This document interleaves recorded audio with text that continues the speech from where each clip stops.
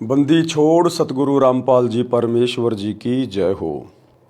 परमपिता परमात्मा सारी सृष्टि के रचनहार कुल मालिक असंख्य ब्रह्मांडों के स्वामी जगत गुरु तीनों लोकों में प्रवेश करके सबका भरण पोषण करने वाले राजाधिराज आत्माधार नाथों के नाथ देवों के देव महादेव सर्वेश्वर महेश्वर मृत्युंजय अजरो अमर आदि अनादि सनातनी प्रभु जगत पिता जगदीश्वर श्री श्री 1008 की उपाधि के वास्तविक अधिकारी अकाल मूर्त सौद स्वरूपी राम वासुदेव सर्वगतम ब्रह्म परम पूज्य प्रथम पूज्य परम संत परम पुरुष परम धनी परम दयालु सत्य कबीर हक्का कबीर अल्लाहु कबीर अल्लाहु अकबर बाखबर अल्लाह ताला जगत के तारणहार जगत के मुक्तिदाता जगत के जगन्नाथ हारे के सहारे हिंदुओं के राम मुसलमानों के अल्लाह सिखों के वाहिगुरु ईसाइयों के मसीह दया के सागर दया निधि करुणा के सागर करुणा निधि स्वयंभू परिभू संकट मोचन कष्ट हरण मंगल करण दुख भंजन अविगत कबीर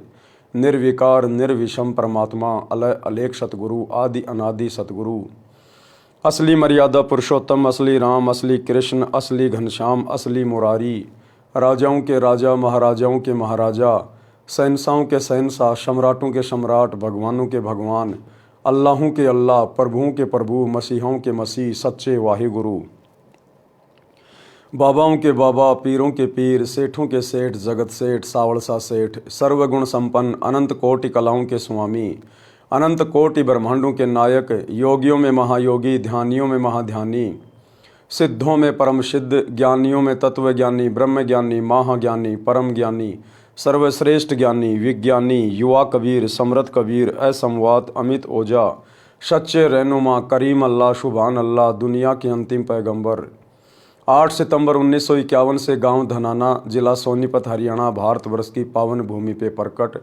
रियल कल्कि भगवान श्री नारायण साकार हरि श्री बाबा साहिब नूर अनंत परमात्मा संत श्रोमणी सतगुरु रामपाल जी परमेश्वर जी के चरण कमल में साध संगति से जुड़े हुए देश विदेश से आप और हम सभी सत्सेवक भाई बहनों का अनंत कोटि दंडवत प्रणाम।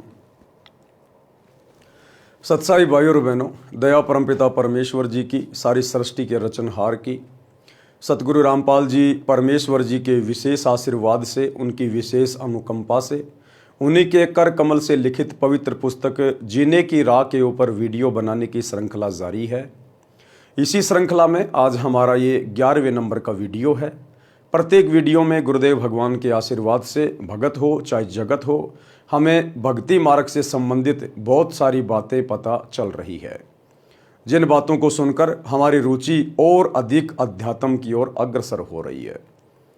भाई और बहनों, जीने की राह यदि इंसान को मानव शरीरधारी स्त्री या पुरुष को कोई बता सकता है तो केवल परमात्मा सतलोक से चलकर स्वयं ही सतगुरु की भूमिका करके सत्संग करते हुए बता सकते हैं। अन्यथा इस पृथ्वी पर एक जीव दूसरे जीव को जीने की राह नहीं बता सकता। जीने की राह केवल यही नहीं है, बचपन में खेले कूदे बड़े हुए पढ़ाई करी, उससे थोड़े बड़े हुए शादी हुई बच्चे हुए उनका पालन पोषण किया बुढ़ापा आया और फिर मर गया। नहीं, असल में जीने की राह है इस मनुष्य जन्म से भक्ति पूर्ण करके और मोक्ष प्राप्त करवाना, क्योंकि ये मनुष्य जन्म हमें सिर्फ और सिर्फ परमात्मा की सत भक्ति करके जन्म मरण के रोग से छुटकारा प्राप्त करने के लिए ही मिलता है। और यदि हमें इस मनुष्य जन्म में पूर्ण परमात्मा सतगुरु रूप में नहीं मिले, यदि हमें उनकी सत भक्ति नहीं मिली, तो हम अपने इस शरीर को बर्बाद करके फिर 184 योनियों में और नरक में महाकष्ट भोगने के लिए चले जाते हैं। आज इस पृथ्वीवासियों का सौभाग्य है कि ये कलयुग की बिचली पीढ़ी है, भक्ति युग है, परमात्मा स्वयं सतगुरु रूप में धरती पे प्रकट हैं। मौका बिल्कुल भी ना गंवाएं, किसी के कहने से ना चलें, देखा देखी में ना सोचें ना विचार करें। अपनी आंखों से एक बार सतगुरु रामपाल जी के कर कमल से लिखित पवित्र पुस्तकों को पढ़ें, गूगल से डाउनलोड करें, विशेषकर ज्ञान गंगा और जीने की राह, तथा यूट्यूब पर सत्संग सुनिए सृष्टि रचना सतगुरु रामपाल जी। अन्यथा भाइयों और बहनों, ये मनुष्य जीवन आपका बर्बाद है, बर्बाद। आप चाहे देश के राजा हैं या मुख्यमंत्री हैं, कुछ भी हैं, बहुत बड़े पैसे वाले हैं, व्यापारी हैं, आज आपका पूरे विश्व में नाम है, लेकिन ये शरीर छूटने के बाद में आपका ये नाम कहीं का नहीं रहेगा। आपकी ये धन संपदा आपके साथ नहीं जाएगी। आपका ये शरीर भी 2 मुट्ठी राख बन जाएगा, गधे लौटेंगे उसके ऊपर, गधे। और यदि आपने बहुत ही ज़्यादा नाम कर लिया, बहुत ज़्यादा आपने कुछ कर दिया, ज़्यादा से ज़्यादा आपकी एक मूर्ति बना दी जाएगी चौराहे पे। सारा दिन आधा किलो मिट्टी फाकोगे गाड़ियों की, और साल में एक बार आपको नहला धुला के आपके ऊपर फूलों की माला डाल दी जाएगी, आपकी जयंती मना दी जाएगी। बाकी 363 दिन आपके सर के ऊपर कौवे गोबर करेंगे, बीट करेंगे, बीट। कोई आपकी मिट्टी उड़ाने भी नहीं आएगा कोई, जो आप अपना नाम करने के लिए, दुनिया के लिए ना जाने क्या क्या करके चले गए। ये दुनिया मतलबी है, स्वार्थी है, केवल अपने स्वार्थ के कारण लोगों को याद करती है। बाकी लोग बुढ़ापे में अपने माँ बाप को ठोकर मार देते हैं। आपकी चौराहे वाली मूर्ति किसी के क्या काम की।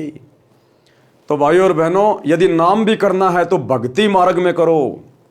सतगुरु की शरण में आके भक्ति पर लगकर फिर दिखाओ, तुम्हारा इस जगत में भी नाम होगा। जैसे धन्ना सेठ का नाम है क्योंकि वो भगत था, मीराबाई का नाम है, वो भगत थी, नरसी भगत का नाम है, वो भगत था, सेव शमन का नाम है क्योंकि वो भगत थे। बाकी तो दुनिया अपने दादा परदादाओं को साल में एक बार याद करती है जब उनके श्राद्ध आते हैं, उनको भी कोई याद नहीं करता। तुम बाहर वालों को कौन याद करेगा। इसलिए सच्चा सतगुरु धरती पे प्रकट है, आप और हमारा सौभाग्य है। तो सतगुरु रामपाल जी के सत्संग अपने मोबाइल पर, यूट्यूब पर सुनना शुरू करें और अपने जीवन को धन्य बनाएं। तो पिछले वीडियो में गुरुदेव भगवान ने हमें किस प्रकार से समझाया कि घर घर में लड़ाई झगड़ा है, घर घर में कलह है। कारण क्या है? संतों का अभाव। और यदि किसी ने किसी संत की शरण भी ग्रहण कर रखी है तो वो नकली है, वो शास्त्र विरुद्ध साधना बताने वाला संत है। उसके वचन में शक्ति नहीं है, उसकी भक्ति में वो शक्ति नहीं है जिससे आपकी घर की कलह मिट सके, आपका ये 84 लाख योनियों का कष्ट कट सके, आपके जन्म मरण का रोग समाप्त हो सके। उन शास्त्र विरुद्ध साधना बताने वाले आचार्य शंकराचार्यों के वश की बात नहीं है। जब तक सच्चे सतगुरु के सत्संग आपके घर में प्रवेश नहीं होंगे, जब तक सच्चे संत की आप शरण ग्रहण नहीं करेंगे, तब तक आपके संस्कारों में कोई बदलाव नहीं हो सकता। और इसी प्रकार से आपका घर लड़ाई झगड़े का केंद्र बना रहेगा। अकाल आकस्मिक दुर्घटनाएं होंगी आपके घर में। कभी युवा बेटा मर गया, कभी युवा बेटी मर गई, कभी एक्सीडेंट में पूरा का पूरा परिवार तबाह हो गया। वो आपके नकली आचार्य शंकराचार्य, पोप, पादरी आपको नहीं बचा पाएंगे। इसलिए सच्चे सतगुरु के सत्संग सुनना अति शीघ्र शुरू करें। तो आज हम आगे बढ़ते हैं पवित्र पुस्तक जीने की राह, पेज नंबर 80, पार्ट नंबर 11। गुरुदेव भगवान ने एक शब्द के माध्यम से हमारी आत्मा को जगाना चाहा है कि ये आत्मा रिश्ते नातों में उलझ कर बैठी है। ये मेरा जवाई, ये मेरी बेटी, ये मेरा बेटा, ये मेरी पुत्र वधू, ये मेरी सास, इन्हीं रिश्ते नातों में उलझ के बैठी है। और ना जाने कब वो सास मर जाए, कब वो दामाद मर जाए, कब वो बेटा बेटी मर जाए, एक सेकंड का भरोसा नहीं है। तो परमात्मा कहते मनुष्य जन्म प्राप्त करके सत भक्ति कर, कुछ सुकर्म कर ले। सुकर्म ये नहीं होता कुत्ते को रोटी डाल दी, गाय को रोटी डाल दी, किसी को कम्बल दे दिया, तीर्थों पे जाके घूम के आ गए। ये भी सुकर्म है, लेकिन इन सुकर्मों से हमारा अगला जन्म नहीं संवरेगा। अगला जन्म तो सच्चे सतगुरु की शरण में आके और उनके बताए अनुसार सुकर्म करने से सुधरेगा। तो क्या बताया गुरुदेव ने? नाम सुमर ले, सुकर्म कर ले, कौन जाने कल की, खबर नहीं पल की। कि भैया तेरे इस मनुष्य शरीर का एक सेकंड का भरोसा नहीं है, कोई गारंटी नहीं है ये कब तेरे हाथ से छूट जाए। उससे पहले पहले जिस काम को करने के लिए परमात्मा ने मनुष्य शरीर दिया है, सतगुरु की सत भक्ति कर ले। नाम सुमर ले, सुकर्म कर ले, कौन जाने कल की, खबर नहीं पल की। कोडी कोडी माया जोड़ी, बात करे छल की। कोडी कोडी माया जोड़ी, बात करे छल की। पाप पुण्य की बांधी पोटरिया, कैसे हो हल की, खबर नहीं पल की। कि पूरी जिंदगी सतगुरु की शरण के अभाव में, दुनिया को देखते हुए, कंपटीशन के चक्कर में उसका बेटा नौकरी लग गया, उसने ये फैक्ट्री खोल ली, उसने बड़ी बड़ी कोठियां बना ली, बड़ी बड़ी कार ले आया। माता पिता अपने बच्चों को इसी लालच में पढ़ाते हैं कि पढ़ लिख के नौकरी लगेगा, घर में दो पैसे आएंगे, चाहे ईमानदारी से आओ चाहे बेईमानी से आओ। तो कहते हैं आपने जोड़ जोड़ के वो माया तो इकट्ठी कर ली, किसी से छल किया, किसी को वैसे बेचारे को दुखी कर लिया, कोई रिश्वत ले ली, कोई डाके मार लिए। कहते हैं पाप पुण्य की बांधी पोटरिया, ये तो तूने पाप और पुण्य की गठरी बांध ली, ये तो तूने अपना जीवन बर्बाद कर लिया। ये कैसे हो हल्की, अरे बिना सतगुरु की शरण के, बिना सतगुरु की सत भक्ति के, ये पाप और पुण्य की पोटली जो तूने बांध ली है, पूरी जिंदगी दो के चार करके, गधे और बैल की तरह कमा के, ये कैसे हल्की होगी अब तेरी। वहां तेरे पाप कर्म तेरे परिवार वाले नहीं बटवाएंगे, जिनके लिए तू गधे और बैल की तरह पूरी जिंदगी लगा दिन रात। रिश्वत लेने से बाज नहीं आया, मिलावट करने से बाज नहीं आया, किसी को ठगने से बाज नहीं आया। जब धर्मराज के दरबार में जाएगा तो खाली हाथ जाएगा, ये कमाई तेरी यहीं रह जाएगी। दुनिया ऐश करेगी तेरी कमाई पे, जिस कमाई को जोड़ने के लिए तूने पाप इकट्ठे कर लिए। अब ये पाप तेरे को खुद को भोगने पड़ेंगे धर्मराज के दरबार में। तेरी प्यारी पत्नी, तेरी माँ, तेरे प्यारे प्यारे बेटा बेटी तेरे पाप कर्म नहीं बटवाएंगे, वहां तेरे हाथ काटे जाएंगे, तुझे गरम तेल के कड़ाई में तला जाएगा, तेरी आंखें फोड़ी जाएंगी, कीड़ों के कुंड में वहां पर तेरे को ही डाला जाएगा। अपने पाप प्राणी स्वयं भोगेगा। अगर सतगुरु के शरण में आ जाता, नाम दीक्षा ले लेता, सत्संग सुनना शुरू कर देता, तो सतगुरु ज्ञान देता कि बेटा ऐसी गलती मत करना, ये 2 नंबर के काम ये मनुष्य योनि के लिए नहीं है, ये तो राक्षसों का स्वभाव है, राक्षसों का, जो दूसरों को दुखी करते समय कुछ भी नहीं सोचते। आप इंसान हो, स्त्री या पुरुष, हमें यह जन्म परमात्मा की प्राप्ति के लिए मिला है, और परमात्मा की प्राप्ति होगी सुकर्म करने से, सत्कर्म करने से, दान धर्म करने से। कबीरा आप ठगाइए और न ठगिए कोई, अरे आप ठगाए सुख होत हैं, औरों को ठगे दुख होए। तो साधु संत फिर हमें ये ज्ञान देंगे, ये शिक्षा देंगे। और जब हम सच्चे गुरु की शरण में आ जाएंगे तो फिर हमारे घर में कमी किस बात की। आगे से आगे परमात्मा हमारी जरूरतों की व्यवस्था करेगा। फिर भला हमने दुनिया को ठगने की जरूरत क्या है, झूठ बोलने की जरूरत क्या, चोरी करने की, मिलावट करने की आवश्यकता क्या पड़ जाएगी, जब हमारा सतगुरुदेव भगवान हमें किसी चीज के भरोसे रहने नहीं देगा। अन्यथा संतों की खोज क्यों की जाती है, भक्ति क्यों की जाती है। अगर भक्ति करते करते भी यदि वही दुख हैं, वही संकट हैं, वही परेशानियां हैं, इंसान के विचारों में कोई बदलाव नहीं आ रहा, सुकर्म करने की प्रेरणा मन में नहीं उठ रही, इसका मतलब वो संत नकली है, वो सत्संग नकली है, उसको तुरंत त्याग देना चाहिए और तुरंत सच्चे सतगुरु की शरण में आके अपनी आत्मा का कल्याण करवाना चाहिए। एक बार सत्संग सुनना शुरू करें सतगुरु रामपाल जी के, आपके संस्कार चेंज होना शुरू हो जाएंगे। आपको 1-2 महीने बाद में स्पष्ट दिखाई देने लगेगा कि मैं तो बारूद के ढेर पे बैठा था, बारूद के ढेर पर, और सोच रहा था मैंने तो पैसे कमा लिए, दुनिया को ठग लिया। आपको आत्मग्लानि होने लगेगी कि मैंने तो कोरा पाप इकट्ठा किया, पाप, दुनिया को लूट लूट के, झूठ बोल बोल के, 2 नंबर के काम और मिलावट कर करके। और जिस दिन सतगुरु की शरण में आ जाएंगे फिर देखना, शौपन में भी आपको बेईमानी नहीं सूझेगी, शौपन में भी डरोगे रिश्वत लेते हुए, उल्टे काम करते हुए, क्योंकि ये परम संत है, इनके वचन में शक्ति है। आगे गुरुदेव क्या कहते हैं, मात पिता परिवार भाई बंधु ये त्रिया मतलब की। त्रिया कौन? स्त्री। मात पिता परिवार भाई बंधु ये त्रिया मतलब की। चलती बरिया कोई न साथी या माटी जंगल की खबर नहीं पल की। कहते हैं जिस परिवार और कुटुंब के चक्कर में, जिनके पालन पोषण के ही चक्कर में तू दिन देखता ना रात गधे और बैल की तरह कमाए जा रहा है, कमाए जा रहा है, घर भरे जा रहा है।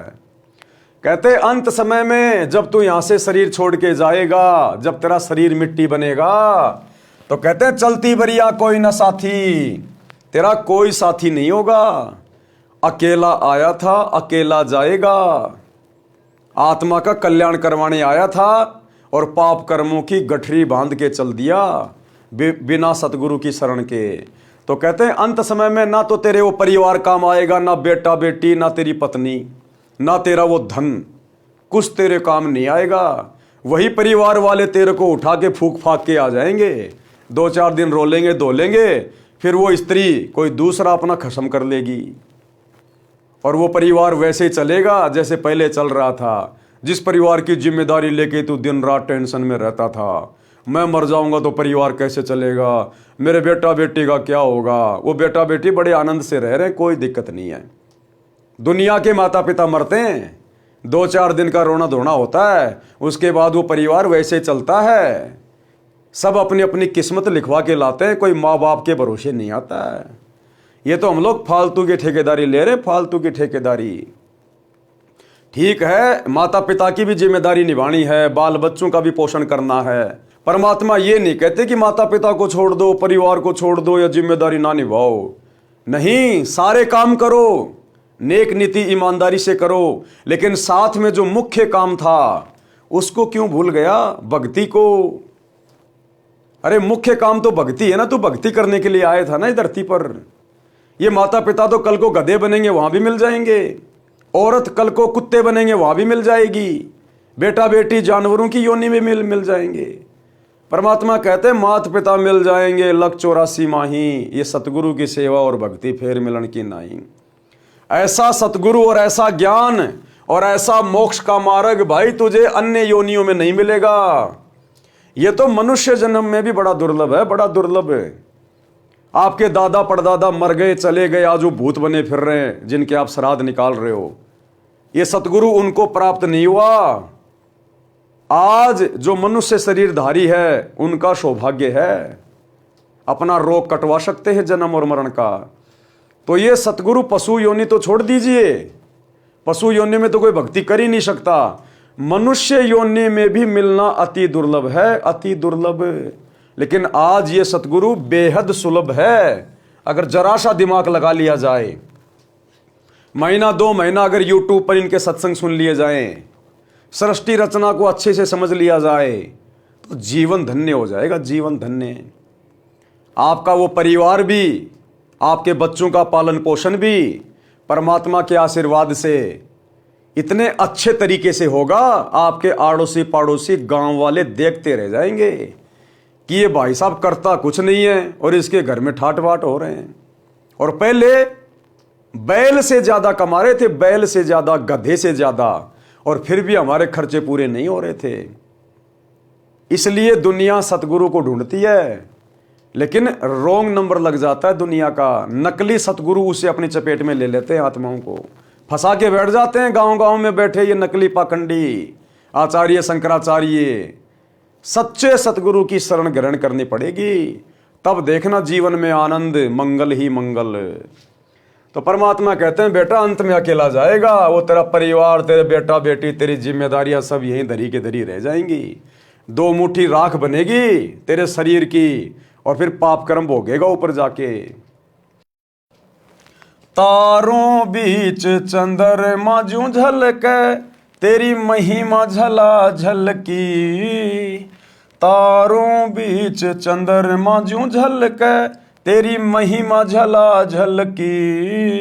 बने कुकरा बिष्टा खावे, अब बात करे बल की खबर नहीं पल की।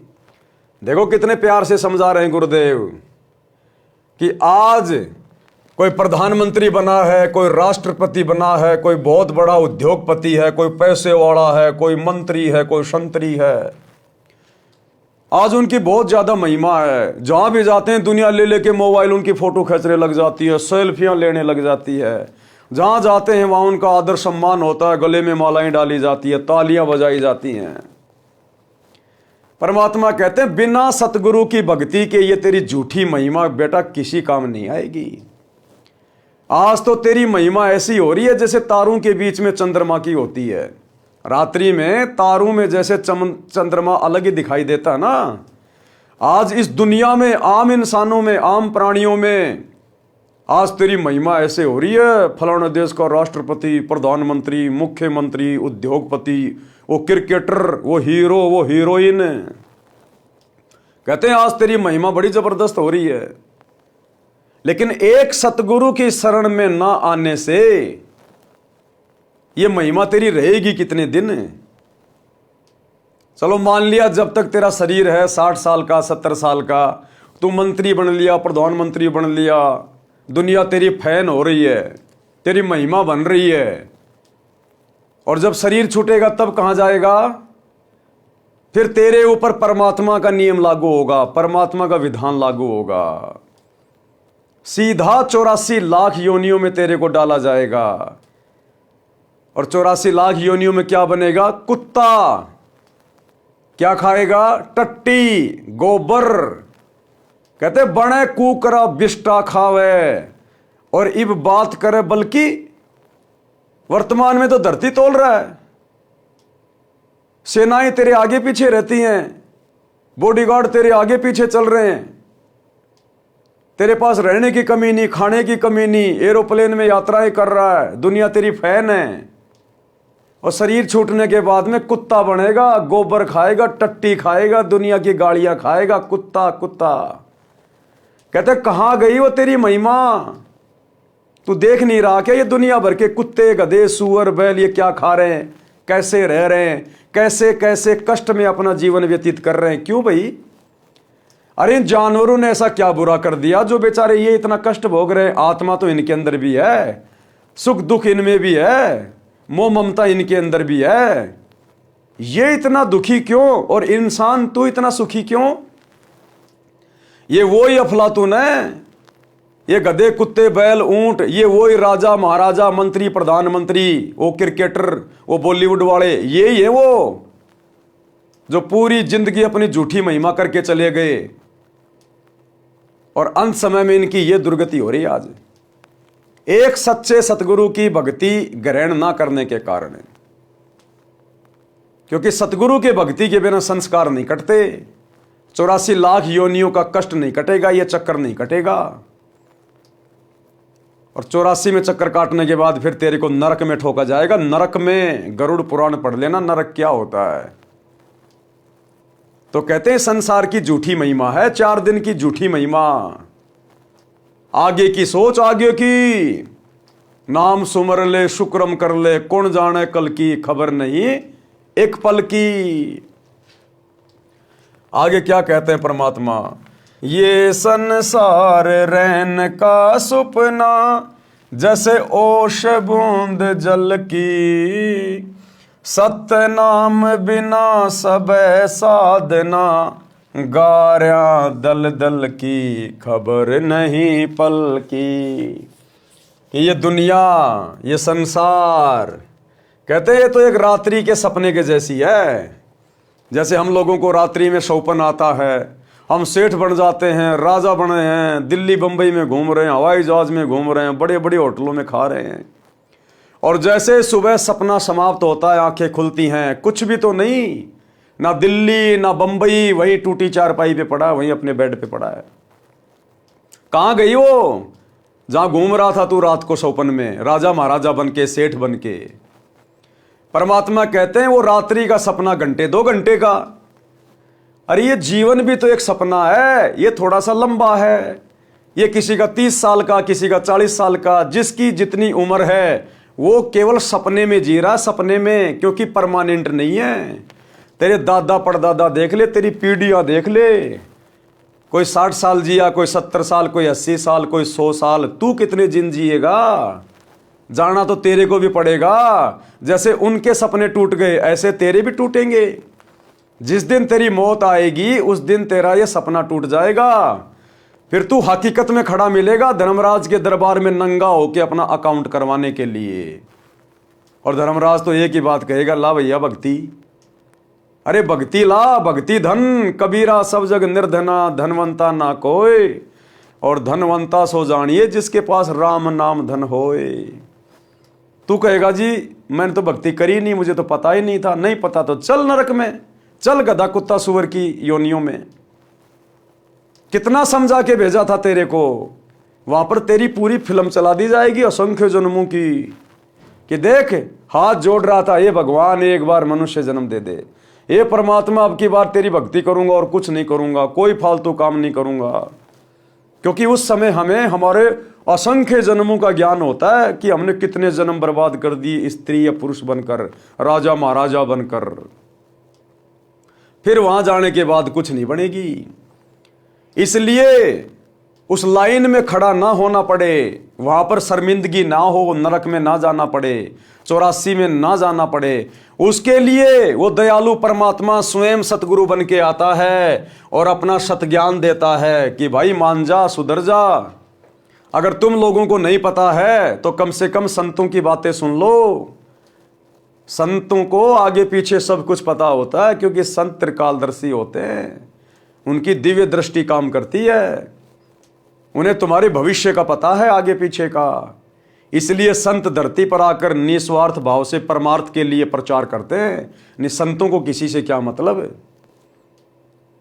लेकिन सच्चा सतगुरु केवल एक समय में पूरे विश्व में एक ही होता है, और आज केवल सतगुरु रामपाल जी हैं।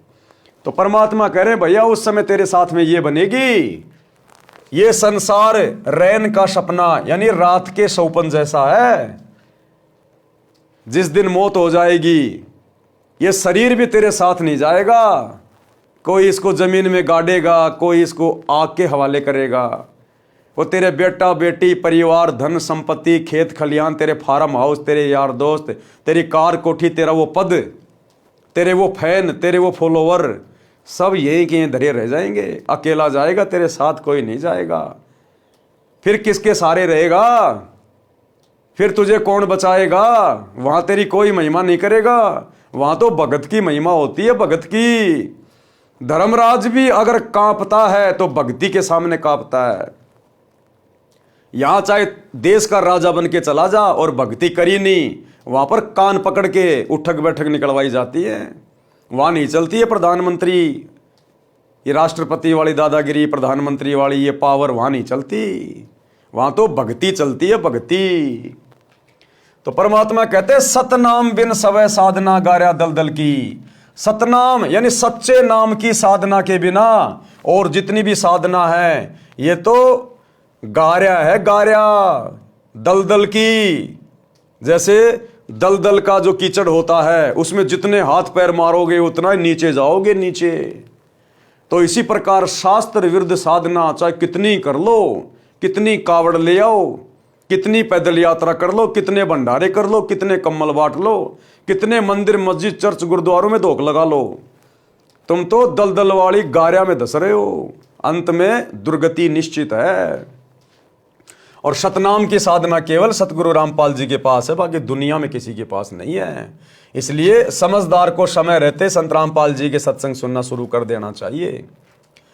अंत समय जब चले अकेला आंसू नैन ढलकी, अंत समय जब चले अकेला तेरे आंसू नैन ढलकी, कहे कबीर शरण गह मेरी हो रक्षा जल थल की, खबर नहीं पल की। परमात्मा कह रहे अंत समय में जब तू चलेगा ना यहां से अकेला, तेरी आंखों से आंसू निकलेंगे, रोएगा तू, पछताएगा उस समय कि हे परमात्मा मैंने क्या किया। मैं तो खाली आया था और खाली जा रहा हूं। मैं तो जिस चीज को जोड़ने में पूरी जिंदगी लगा रहा, मेरे साथ तो कुछ भी नहीं आया। वो मेरा परिवार, मेरी संपत्ति सब नीचे धरी की धरी रह गई। मैं तो भक्ति करने आया था, भक्ति का तो मैंने खाता भी नहीं खोला, और ये तो दुर्गति हो गई मेरी, दुर्गति। तो मालिक कहते हैं अंत समय में जो भक्तिहीन प्राणी होता है वो रोता हुआ जाएगा, यम के दूत उसके मुख दर मारते हुए लेके जाएंगे, नंगे पैर पकड़ के उसकी कॉलर, उसकी गर्दन।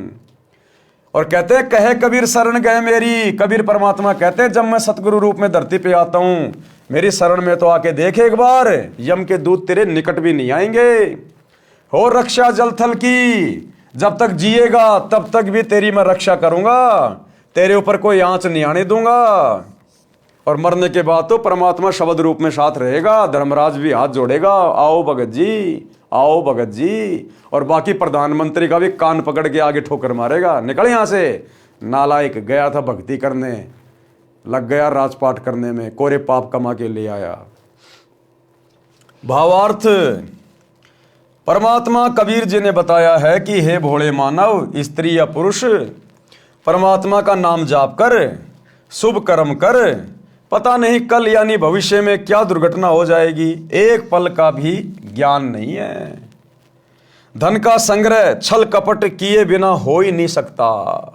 गुरुदेव कह रहे हैं धन का संग्रह छल कपट किए बिना होगा ही नहीं। ये सतगुरु के वचन है, परम सत्य है। 2 नंबर के काम किए बिना, छल कपट किए बिना, मिलावट किए बिना, रिश्वत लिए बिना आपके पास में धन का संग्रह हो ही नहीं सकता, इम्पॉसिबल। जिसमें से कुछ धर्म पर भी खर्च कर देता है, इस प्रकार पाप तथा पुण्य की 2 गठरी बांध ली, ये कैसे हल्की होंगी।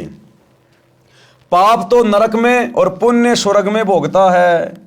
माता पिता भाई पत्नी आदि आदि परिजन अपने अपने मतलब की बातें सोचते हैं, पूर्व जन्मों के कारण परिवार रूप में जुड़े, यानी परिवार में आज जो भी हमारे रिश्ते नाती हैं, आपके बेटा बेटी या माता पिता भाई बंधु, ये पिछले जन्मों के हमारे एक दूसरे के ऋण संबंध हैं। कोई अपना पूरा करने आया है, कोई लेने के लिए आया है, जिसका जितना संस्कार है उतने दिन हमारे से रिश्तों में जुड़े रहेंगे।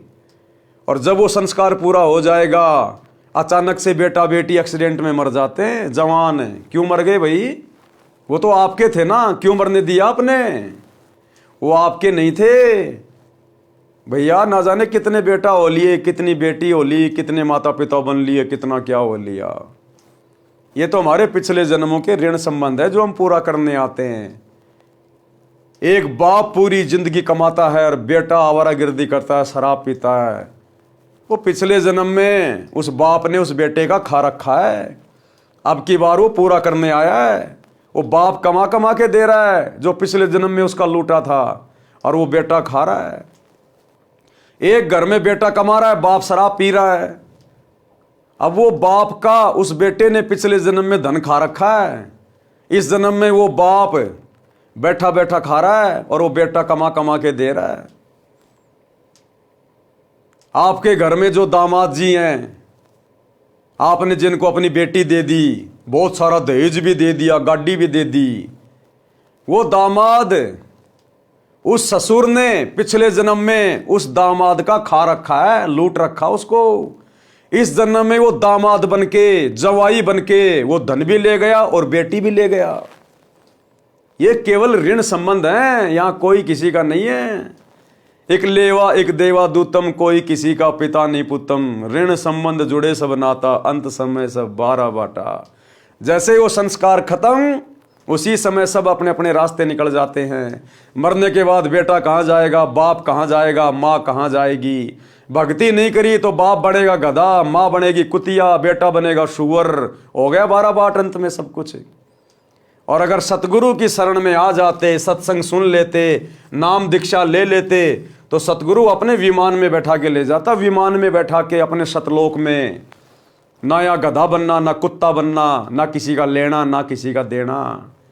और भैया मरना तो है, अमर तो कोई रहेगा नहीं, चाहे जो मर्जी हो, मरना तो है।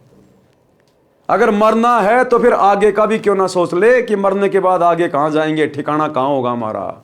थोड़ा उस पर भी तो विचार कर लो 2 मिनट शांति से बैठ के कि मरना तो पड़ेगा, और मरेंगे तो शरीर भी साथ नहीं जाएगा, बाकी चीजें तो जानी नहीं है। तो आगे क्या ठिकाना, मैं जाऊंगा कहां मरने के बाद? वो संत बताते हैं, सच्चा सतगुरु बताएगा, उनके सत्संग सुनने की जरूरत है।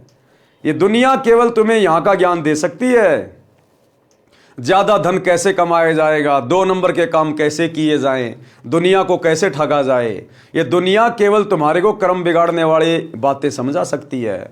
लेकिन संत तुम्हारे कर्म सुधारने वाली बातें बताएगा, इसलिए संतों की जरूरत पड़ती है।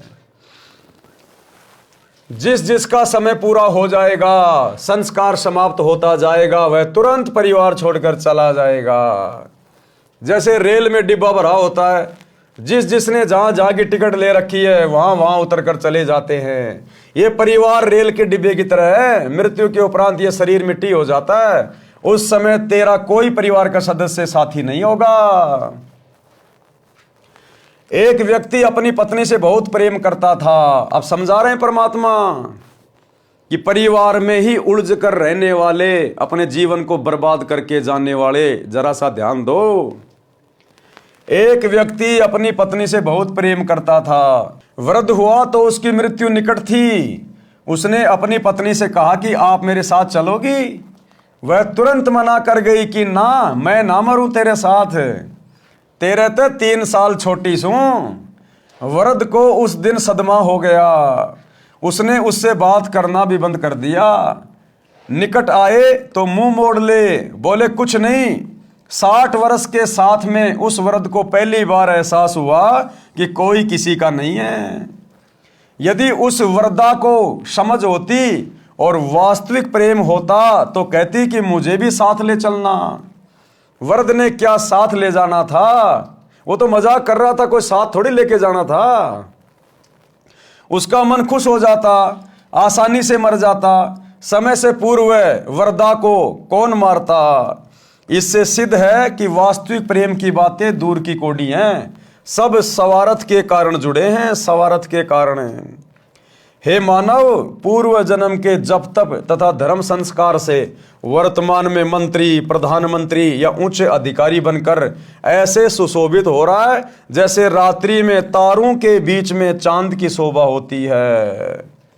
यदि सत्संग विचार नहीं सुने तो आत्मज्ञान के बिना परमात्मा की भक्ति ना करके भविष्य के जन्म में कुत्ता बनकर बिष्टा यानी गोबर टट्टी खाएगा। बड़े कुकरा खावे बिष्टा।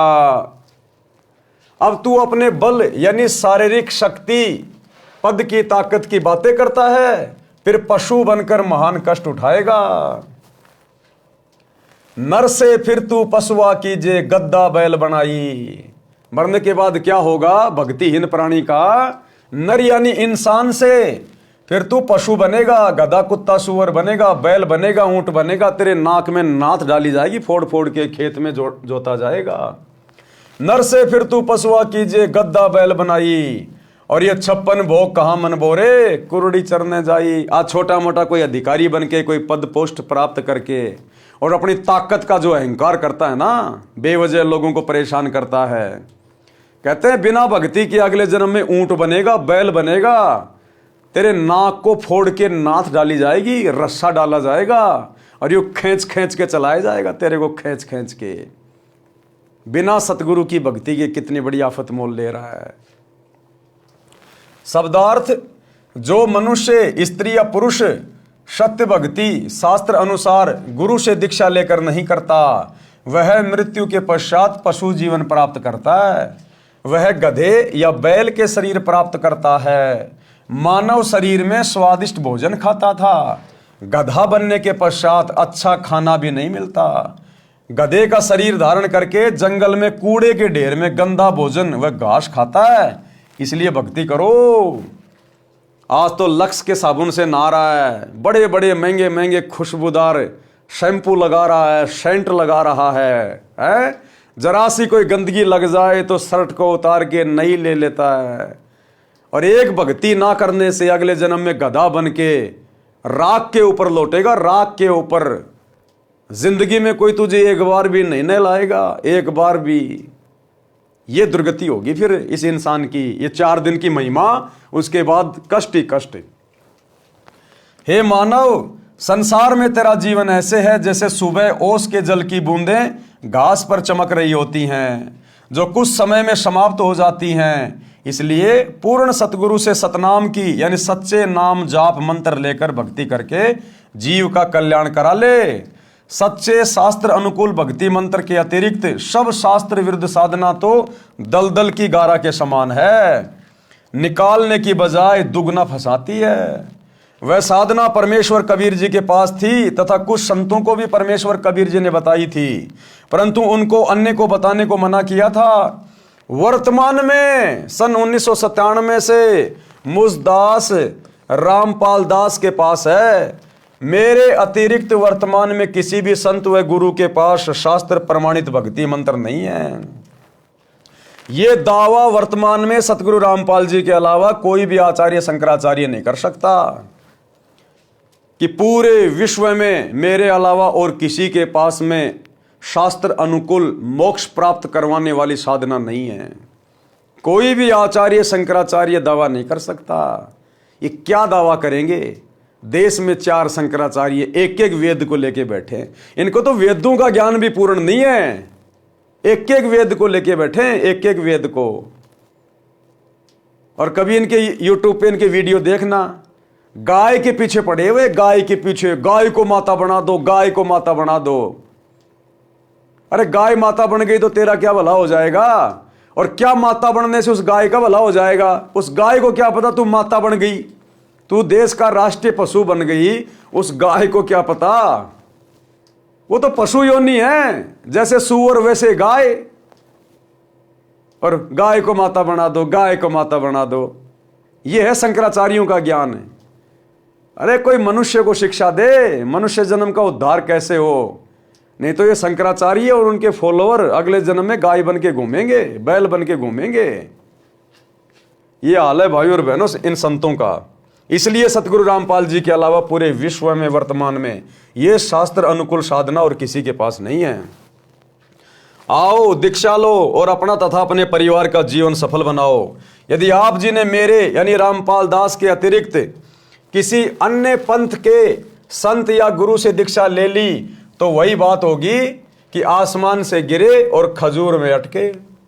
अब ये सत्संग सुन के, ये ज्ञान सुनकर, ये पुस्तकें पढ़कर यदि आपने कहीं और से दीक्षा ले ली, किसी और नकली काल के दूत के जाके फंस गए तो आसमान से गिरे और खजूर में अटके, वहीं की वहीं रह जाओगे, वहीं की वहीं। घर के रहोगे ना घाट के। मैं लेखक पहले गांव-गांव में सत्संग करता था, यानी सन 1994 से सन 1993 से सतगुरु रामपाल जी जब तक ये करोथा का आश्रम नहीं बना था 1999 में, तब तक गांव-गांव जाकर आदरणीय गरीबदास जी के ग्रंथ साहिब का पाठ करते थे और 3 दिन का सत्संग किया करते थे।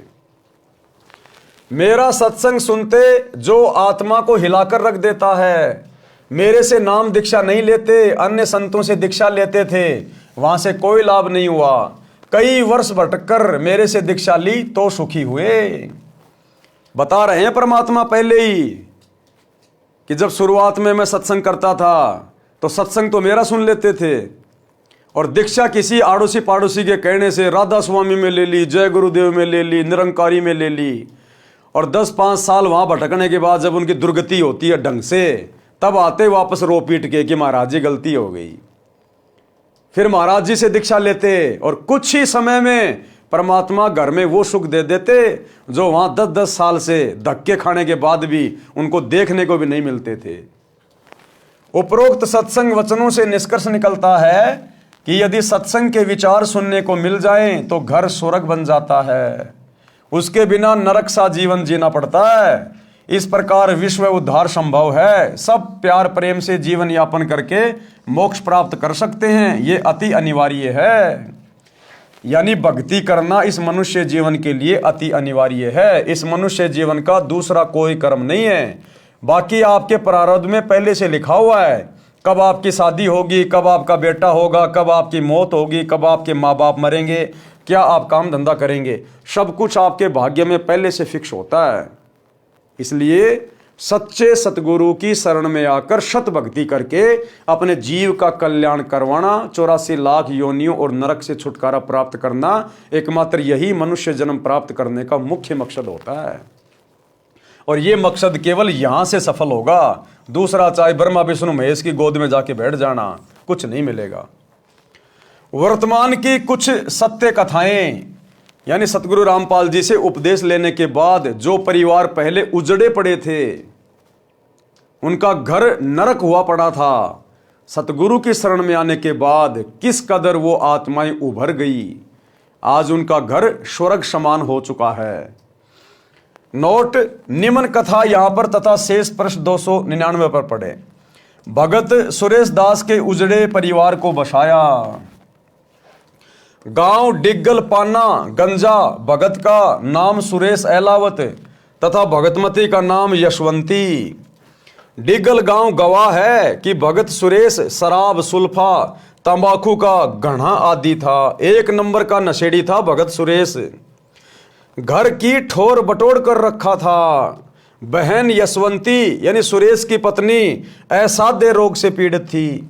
2 लड़के छोटी आयु के थे जो पिता को घर पर आते देख छुप जाते थे। घर में झगड़ा रहता था। बहन यशवंती का एक भाई हरियाणा पुलिस में डीएसपी था, जो अब सेवानिवृत्त हो चुका है। नाम है भगत राजेंद्र सिंह राठी, गांव भापड़ोदा। उसने अपनी बहन के उपचार में कोई कसर नहीं छोड़ी, क्योंकि जीजा तो दारू पीता था, एक नंबर का नशेड़ी था। तो यशवंती का जो भाई था वो हरियाणा पुलिस में डीएसपी था। उसने अपनी बहन के इलाज करवाने में कोई कसर नहीं छोड़ी, जिसका राजेंद्र नाम था। उसने अपनी बहन के उपचार में कोई कसर नहीं छोड़ी थी, परंतु व्यर्थ रही। मेरा एक भगत, गुरुदेव कह रहे हैं कि मेरा एक भगत जो हरियाणा पुलिस में नौकरी कर रहा है, वह आर्य समाज के महान प्रचारक श्री जौहरी सिंह जी का बेटा है। गांव जसराना, जिला सोनीपत।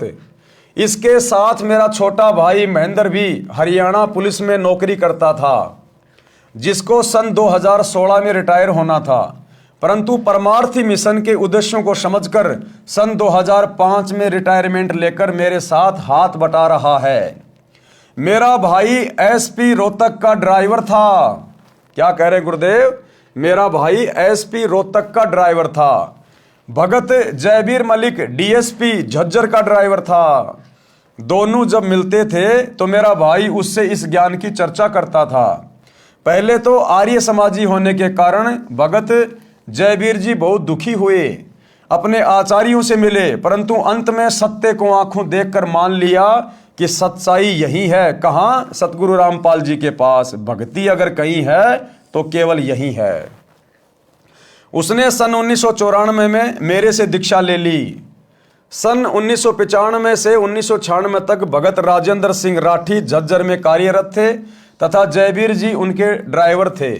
भगत राजेंद्र जी का एक भाई पुलिस में नौकरी करता था। बहन यशवंती वाली बीमारी उसको भी थी, जिस कारण से सन 1995 में उसकी मृत्यु हो गई थी। ड्राइवर के नाते भगत जयबीर जी भी डीएसपी के साथ उनके घर गए। सब हालात का ज्ञान हुआ। वापस आने पर एक दिन जयबीर जी ने डीएसपी साहब से निवेदन किया कि आप अपने परिवार को बचाना चाहते हो तो संत रामपाल जी से दीक्षा ले लो। पहले तो नहीं माना, परंतु ट्रायल करने के लिए अपनी बहन यशवंती को अपने छोटे भाई सुखबीर के साथ दीक्षा दिलाने के लिए भेजा। ये दास रामपाल दास सिंचाई विभाग में जूनियर इंजीनियर जेई के पद पर कार्यरत था। गुरुजी के आदेश से दीक्षा देने लगा तथा प्रचार करने लगा। मिशन के उद्देश्य से परिचित होकर जनहित तथा जगहित में सन 1995 में नौकरी से त्यागपत्र देकर प्रचार प्रसार में लग गया।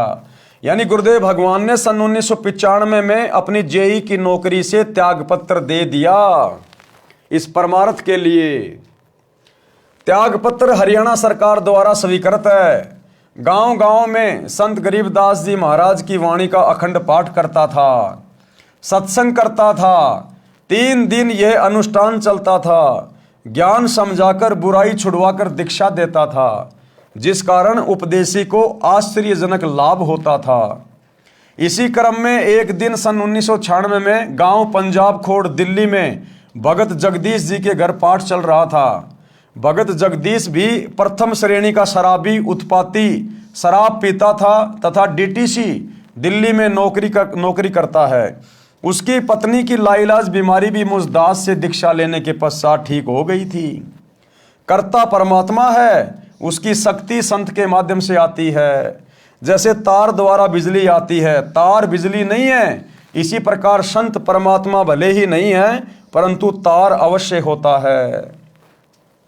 उस समय बहन यशवंती की जीभ काम करना बंद कर गई थी।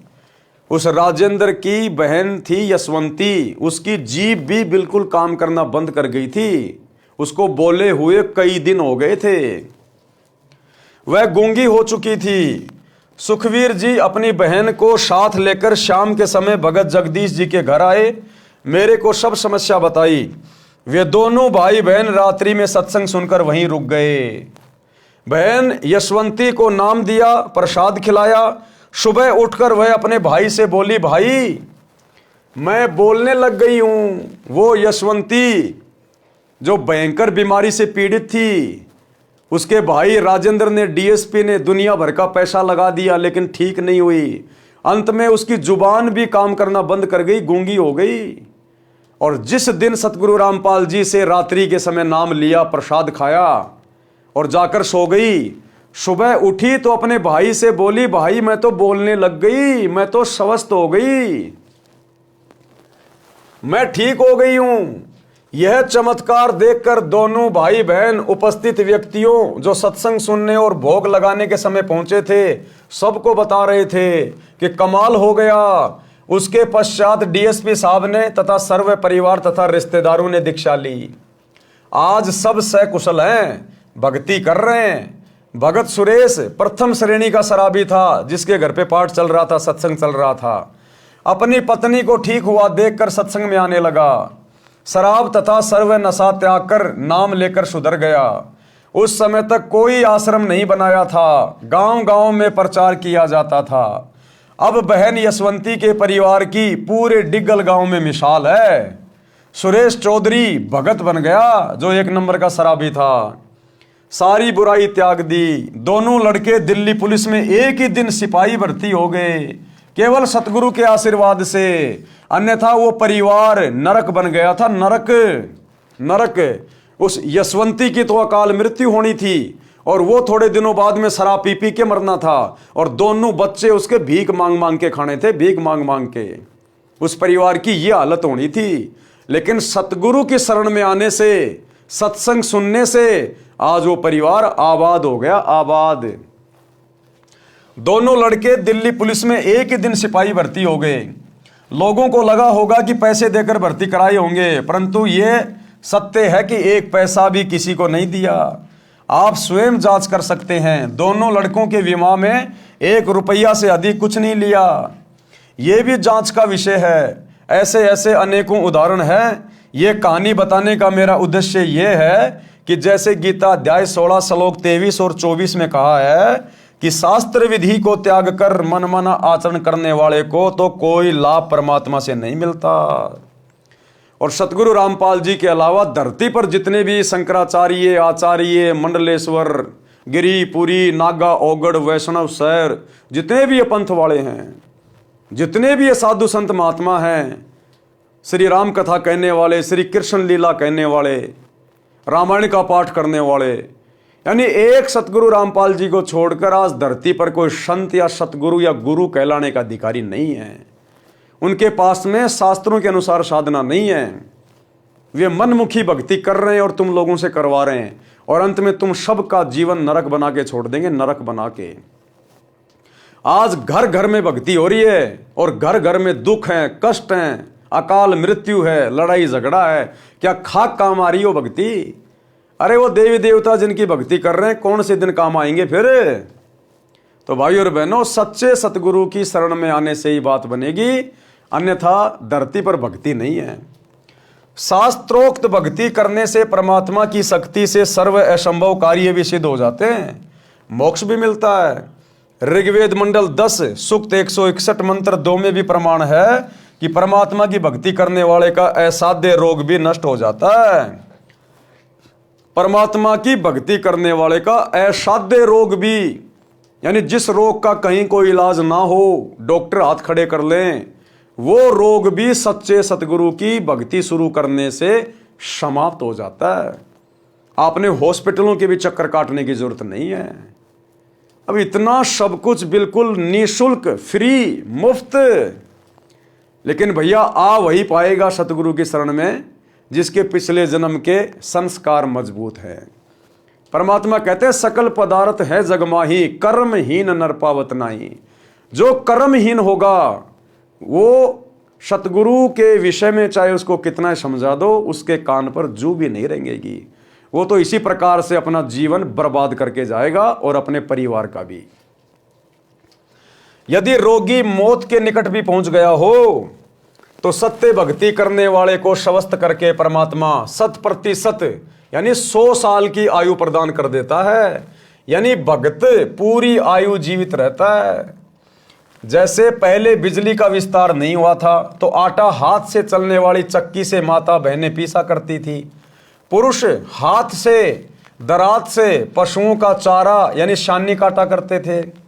फिर हाथ से चलाने वाली मशीन गंडासे का आविष्कार हुआ, वह भी कठिन कार्य था। वर्तमान में बिजली की शक्ति से आटा चक्की चलती है, गंडासे यानी शानी काटने की मशीनें चलती हैं। असंभव कार्य हो रहा है, शीघ्र तथा सुगम हो रहा है। बिजली का विधिवत कनेक्शन लेना होता है, बिजली की मर्यादा का पालन करना होता है, अन्यथा सुखदायी बिजली विनाश का कारण बन जाती है।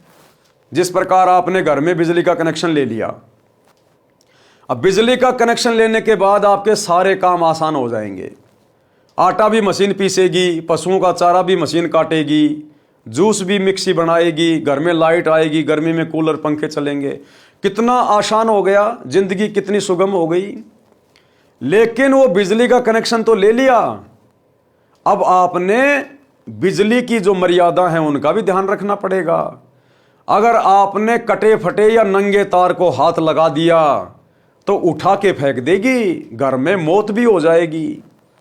ठीक इसी प्रकार आपने सतगुरु का ज्ञान समझकर सतगुरु से नाम दीक्षा तो ले ली, लेकिन अब आपने उनकी मर्यादाएं भी निभानी पड़ेंगी। जो जो मर्यादा सतगुरु हमें बताएंगे कि आपने क्या भक्ति करनी है, क्या नहीं करनी है, क्या क्या आपने धर्म कर्म करने हैं और क्या क्या सावधानियां रखनी हैं, ताकि आपका नाम खंड ना हो जाए, मर्यादा टूट ना जाए।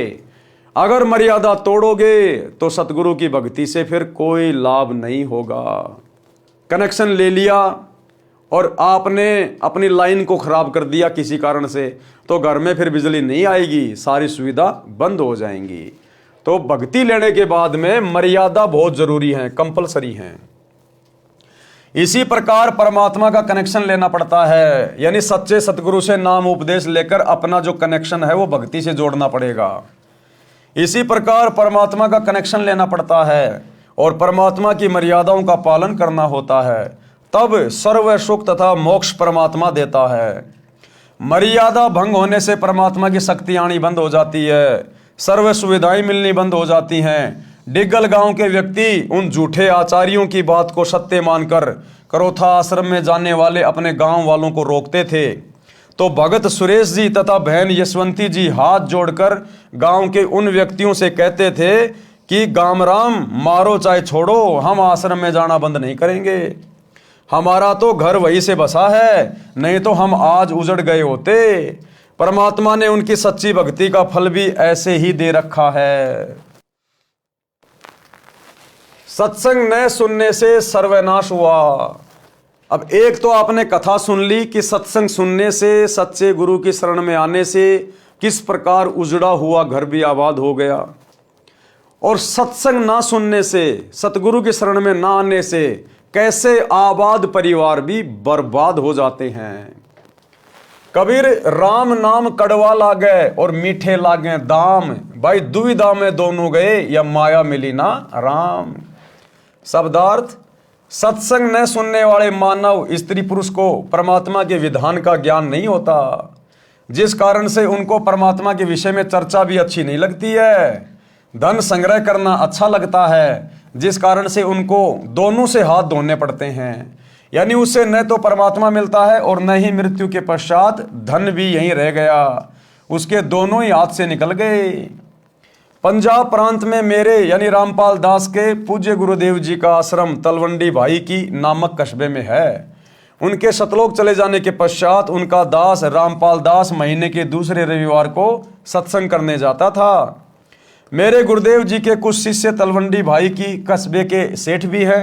उनका रिश्तेदार शुक्रवार को एक वृद्धा की मौत पर शोक व्यक्त करने सपरिवार आया था। वह शनिवार 2 बजे बाद दोपहर को अपने घर चंडीगढ़ जाने लगा तो सत्संगी रिश्तेदारों ने उनसे कहा कि आज और रुक जाओ, कल सुबह 8-10 बजे सत्संग होगा, आप सत्संग सुनकर प्रसाद लेकर जाना। यानी जहां गुरुदेव सत्संग करने जा रहे थे तो वहां पर उनका कोई रिश्तेदार आया हुआ था जिनके घर पे सत्संग था। पैसे वाला था, बड़ी पार्टी थी, बिजनेस करता था, मारुति गाड़ी में सपरिवार आया हुआ था। उनके घर में कोई मौत हो गई थी, इसलिए शोक व्यक्त करने आया था। तो जब वो जाने लगा तो भक्तों ने कहा जी आज और रुक जाओ, 10-11 बजे गुरु जी का सत्संग है, 2-3 घंटे सत्संग होगा, सुन के आराम से चले जाना आप जी। लेकिन उसको तो भैया पैसे की चिंता हो रही थी कि मेरी पार्टी आई हुई है, उसको मैंने होटल में ठहराना है, उसके लिए मैंने बहुत ज़्यादा बंदोबस्त करने हैं, मेरा उसके साथ में एग्रीमेंट होना है, मैंने 5 लाख रुपए उससे कमाने हैं। अब 1995 में 1998 में 5 लाख रुपए भाई साहब आज के 15-20 लाख रुपए के बराबर थे।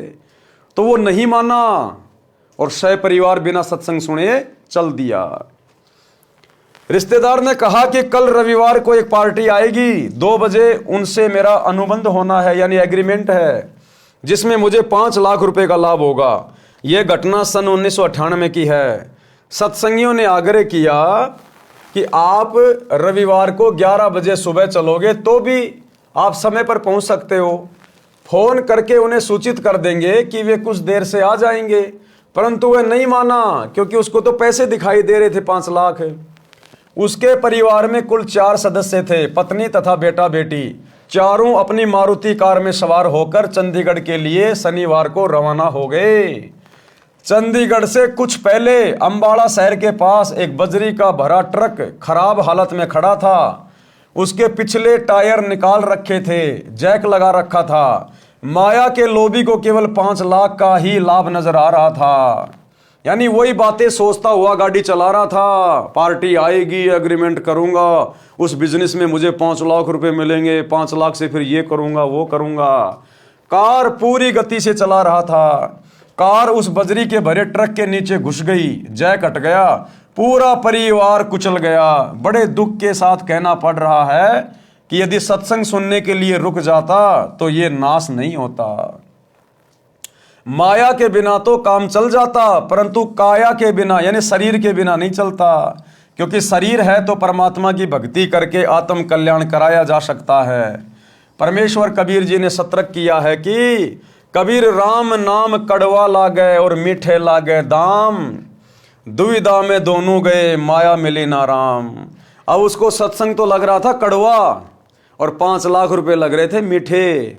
ये राम नाम कड़वा लागे और मीठे लागे दाम, और दुविधा में दोनों गए माया मिली ना राम। अब मर गया, पूरे परिवार को ले मरा, हो गया पूरा घर बर्बाद, मर गए सारे के सारे। वो एग्रीमेंट वहीं धरा का धरा रह गया, ना वो पैसा साथ गया और शरीर भी उसका भी सत्यानाश कर दिया, जिस शरीर से भक्ति करके मोक्ष प्राप्त कर सकता था। इसलिए भाई और बहनों, संतों की शरण अति आवश्यक है। कहते हैं संत शरण में आने से आई टले बला, और जय मस्तक में सूली हो कांटे में टल जा। अगर वो सत्संग सुनने के लिए रुक जाता तो वो बला संत टाल देता। संत इसीलिए तो प्रयास करता है अपने भक्तों में प्रेरणा करके। वो भगत उसको क्यों रोक रहे थे? गुरुजी की प्रेरणा से, क्योंकि गुरुजी को तो पता था ना आगे का क्या होने वाला और क्या नहीं होने वाला। लेकिन भैया वो नहीं माना तो अपनी दुर्गति करवा बैठा। शब्दार्थ, सत्संग ना सुनने वाले मानव स्त्री पुरुष को परमात्मा के विधान का ज्ञान नहीं होता, जिस कारण से उसको परमात्मा के विषय में चर्चा भी अच्छी नहीं लगती। धन संग्रह करना अच्छा लगता है, जिस कारण से उसको दोनों से हाथ धोने पड़ते हैं। यानी उसे न तो परमात्मा मिलता है और मृत्यु के पश्चात धन भी यहीं रह गया। उसके दोनों ही हाथ से निकल गए। इसलिए भाई और बहनों, सत्संग की ओर रुचि करो, आत्म कल्याण कराओ और जीवन की राह को आसान बनाओ। और ये जीवन की राह आसान वर्तमान में केवल एकमात्र सच्चे संत सतगुरु रामपाल जी की सत भक्ति से होगा। दूसरा धरती पे कोई सेंटर नहीं। और सत्संग में जाने से बड़ी आपत्ति टल जाती है। कबीर संत शरण में आने से आई टले बला, जय भाग्य में सूली हो, यानी मौत भी हो, कहते हैं कांटे में टल जा। भावार्थ, समर्थ कबीर परमेश्वर के कृपा पात्र सच्चे गुरु सतगुरु से दीक्षा लेने वाले भगत या भगतमती की परमात्मा रक्षा करता है। यदि पूर्व जन्म के पाप के कारण साधक को मौत की सजा सूली यंत्र के द्वारा मिलनी भाग्य में लिखी हो, जो अत्यधिक पीड़ादायक होती है। पहले के टाइम में राजा महाराजा सूली की सजा तोड़ा करते थे। एक 5 या 6 फुट का भाले नुमा ऊपर से पहना एक लकड़ी होती थी, उसको जमीन में गाड़ दिया जाता था। और जिस व्यक्ति को सूली की सजा सुनाई जाती थी उसको अच्छे से बांध के ऊपर उसके एक चकड़ा लगा दिया जाता था और उस व्यक्ति को गुदा द्वार से बैठा दिया जाता था ऊपर। उसकी गुदा से वो भाला अंदर जाता था शरीर में, धीरे धीरे धीरे धीरे, और खोपड़ी से निकलता था। इतनी कष्टदायक पीड़ादायक मौत दी जाती थी, उसको कहते थे सूली तोड़ना। तो परमात्मा कहते हैं अगर आपके भाग्य में वो सूली से सजा तोड़ना भी लिखी है और यदि आप सच्चे सतगुरु की शरण में आ जाते हैं तो गुरुदेव भगवान कहते हैं वो कांटे में टल जाती है। यानी महीने 2 महीने की जेल में काट देगा परमात्मा। अगर गर्दन कटनी हो तो आपके हाथ की उंगली कट के रह जाएगी। संत आपका इतना बचाव कर देते हैं और आपके शरीर को भक्ति के लिए सुरक्षित रख देते हैं। तो परमात्मा उस भगत के उस मृत्यु दंड को समाप्त करके कुछ छोटा मोटा दंड, जैसे पैर में कांटा लगना, इतना देकर टाल देता है। भयंकर दंड को नाम मात्र के दंड में बदल देता है, जो बहुत बड़ी बला यानी परेशानी थी। एक गांव में संत का आश्रम था। अब देखो कैसे एक कथा के माध्यम से गुरुदेव भगवान हमें समझा रहे हैं कि किस प्रकार से परम संत की शरण में आने के बाद सूली जैसी सजा भी एक कांटे में टल जाती है, हल्के में परेशानियां कट जाती हैं। एक गांव में संत का आश्रम था जो गांव से लगभग 2 किलोमीटर दूर बना था। उस गांव के कई परिवार संत जी के शिष्य थे। संत जी वर्ष में केवल 2 बार उस आश्रम में आते थे। उसके साथ कुछ स्थायी शिष्य भी आते थे। वह संत अपनी मंडली के साथ प्रत्येक बार 2 महीने उस आश्रम में रहता, फिर अन्य आश्रम में जाता था। संत जी अपने कार्यक्रम के अनुसार 2 महीने के लिए आया हुआ था। उस गांव के भक्तों ने भोजन की व्यवस्था अपने अपने घरों से कर रखी थी। एक परिवार एक दिन का भोजन आश्रम वालों को घर से बनाकर लाकर खिलाता था। प्रत्येक भगत की इच्छा रहती थी कि अपने गुरुजी को उत्तम भोजन, खीर व सब्जी रोटी खिलाएं। एक परिवार का भोजन का दिन था। उस दिन दूध खराब हो गया। जिस दिन एक बहन का भोजन का नंबर था गुरुजी को भोजन खिलाने का, उस दिन उसकी भैंस का दूध खराब हो गया। तो अब वो दूध मांगने के लिए अपने किसी पड़ोसन के पास गई। उस दिन दूध खराब हो गया। उस माई का नाम कस्तूरी था। उसी के पड़ोस में एक परिवार था जिसमें केवल 2 माँ बेटे थे। कारण यह था कि उस बहन रामो के पति की मृत्यु असमय हो गई जब लड़का 2 वर्ष का था। उस बहन ने एक घटना देखी थी कि उसके परिवार में दूसरे दादसरे की संतान में एक बहू विधवा हो गई थी। एक पुत्र 3 वर्ष का था। उसने अपने देवर से शादी कर ली। देवर भी शादीशुदा यानी मैरिड था। देवर से भी उसको एक पुत्र प्राप्त हो गया। देवर देवरानी उससे मजदूर के समान बर्ताव करते थे। रूखा सूखा जूठा टुकड़ा पहले बेटे तथा माता को देते थे, जिस कारण से लड़के ने बड़ा होने पर आत्महत्या करनी पड़ी। वह भी पागल होकर कहीं चली गई। सब देवर जेठ बुरे नहीं होते। इस घटना को याद करके उस रामो बहन ने जेठ देवर से विवाह नहीं किया, लत्ता नहीं ओढ़ा, अपने बेटे करमपाल को पाला पोसा, मेहनत मजदूरी की। कुछ जमीन भी थी, उसी में मेहनत करके गाय भैंस को पालती थी। अपने बेटे को अच्छा घी दूध खिलाती पिलाती थी, विचार करती थी कि बेटा शीघ्र जवान हो जाएगा, इसका विवाह करूंगी, ये अपने कार्य को संभाल लेगा, मैं सुख का जीवन जीऊंगी। परंतु सत्संग बिना ज्ञान नहीं, ज्ञान सतगुरु देता है, और भक्ति बिना जीव सुखी नहीं हो सकता, चाहे कितना ही धनी क्यों ना हो, चाहे कोई कितना ही धनी क्यों ना हो, भक्ति बिना 2 टके का भी सुख नहीं है। आज आप प्रधानमंत्री से मिल लीजिए, राष्ट्रपति से मिल लीजिए, किसी बड़े उद्योगपति से मिल लीजिए, यदि आप 5-7 दिन उनके साथ रह के देखेंगे, आपको मौका मिल जाए कभी उनके पास में रहने का, उनके घर पे, आपको उनसे ज्यादा महादुखी व्यक्ति दुनिया में कोई दूसरा दिखाई नहीं देगा। 24 घंटे उनको चैन नहीं, नींद भी पूरी नहीं लेते। आज वहां मीटिंग है, आज वहां जाना है, आज वहां नुकसान हो गया, उस फैक्ट्री में ये हो गया, वहां काम चल रहा था 2 मजदूर बन गए, पुलिस आई हुई है। रातों को गोलियां खा खा के सोते हैं, शराब पी पी के। जरा सा सुख नहीं है, जरा सा चैन नहीं है। बस केवल हमें दिखाई देते हैं कि ये तो एरोप्लेन में घूम रहा है, महंगी महंगी गाड़ियां ला रखी हैं, बड़ी बड़ी कोठियां बना रखी हैं। उनके अंदर सुख शांति 1 पैसे की भी नहीं है, 1 पैसे की भी। सिर पर पिता का साया नहीं था, बेटा मां के लाड से बिगड़ता ही है। मां का स्वभाव अपने संतान को सर्व संभव सुख देना होता है। कहावत है कि रांड का बेटा तथा रंडवे की बेटी बिगड़ती ही है। कारण यह है कि पिता कार्यवश बेटी की गतिविधि पर ध्यान नहीं रख पाता, माँ बेटे की गतिविधि पर ध्यान नहीं दे पाती। बेटी को तो अपने साथ रखती है, जिस कारण से करमपाल नशा करने लग गया। अब ये कहानी परमात्मा उस औरत की बता रहे हैं जिस औरत का उस दिन दूध खराब हो गया था, और उसके पड़ोस में जो औरत थी रामो और उसका बेटा करमपाल, ये उनकी कथा परमात्मा बता रहे हैं। माता से झगड़ा करके रुपए या बाजरा जवार चना ले जाता, उसे बेचकर नशा करता। और रामो का बेटा जो करमपाल था, जिसका पिता बचपन में मर चुका था, अब माँ के लाड़ प्यार से वो इतना बिगड़ गया, वो नशा करने लग गया। माँ पैसे नहीं देती तो घर से अनाज वगैरह चोरी करके दुकान पे बेच के और शराब पीने लग जाता। माँ सारा दिन रोती रहती थी कि सोचा क्या था, ये कैसी कर्म गति, आगे से आगे सब उल्टा हो रहा है। जिस चिंता के कारण दुबली पतली हो गई थी। भगतमती कस्तूरी अपनी पड़ोसन रामो यानी राम प्यारी के घर गई। पहले कुशल मंगल की औपचारिकता करते हुए पूछा कि बेटा क्या कर रहा है, कैसे हो माँ बेटा।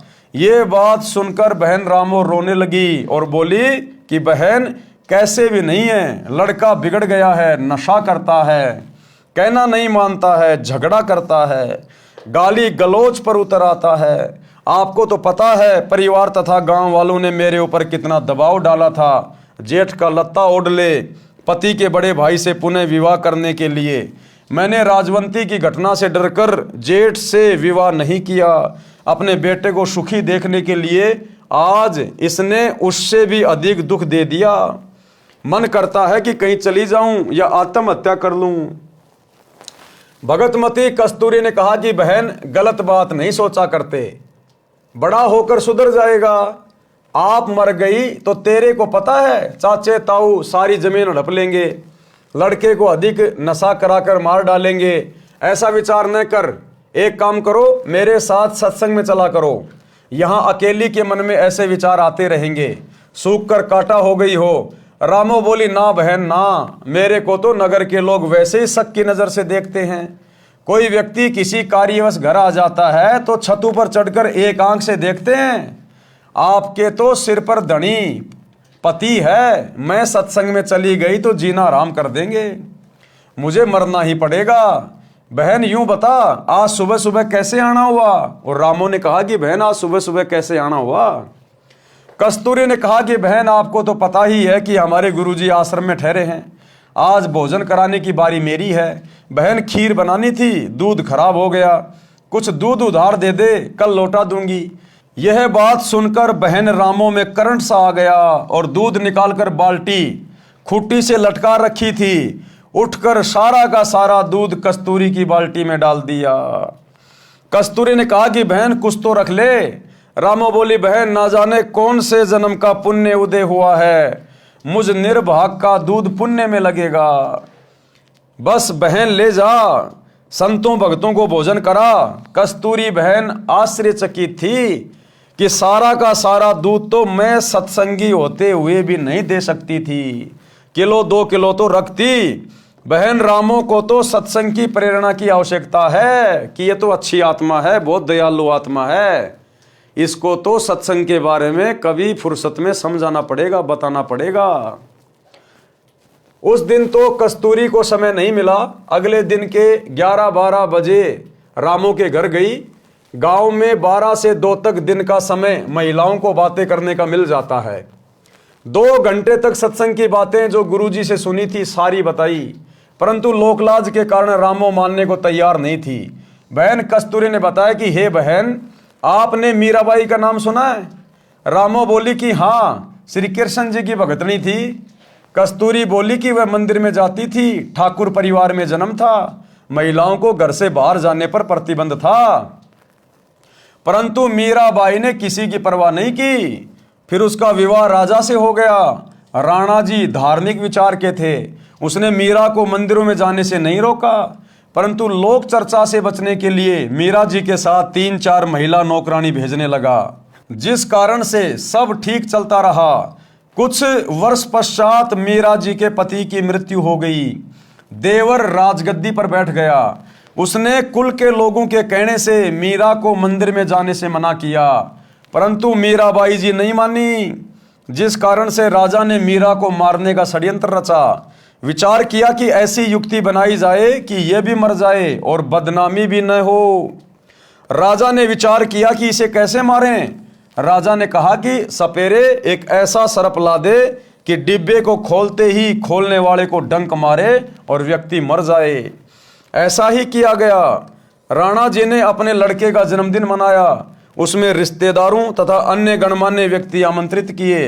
राजा ने मीरा जी की बांदी यानी नौकरानी से कहा कि ले, यह बेशकीमती हार है, मेरे बेटे का जन्मदिन है, दूर दूर से रिश्तेदार आए हैं, मीरा को कह दे कि सुंदर कपड़े पहनकर इस हार को गले में पहन ले, नहीं तो रिश्तेदार कहेंगे कि अपनी भाभी जी को अच्छी तरह नहीं रखता, मेरी इज्जत बेइज्जती का सवाल है।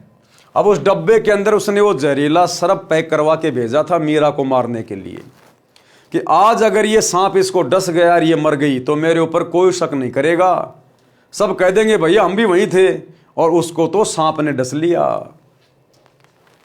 बांदी ने उस आभूषण के डिब्बे को मीराबाई को दिया और राजा का आदेश सुना दिया।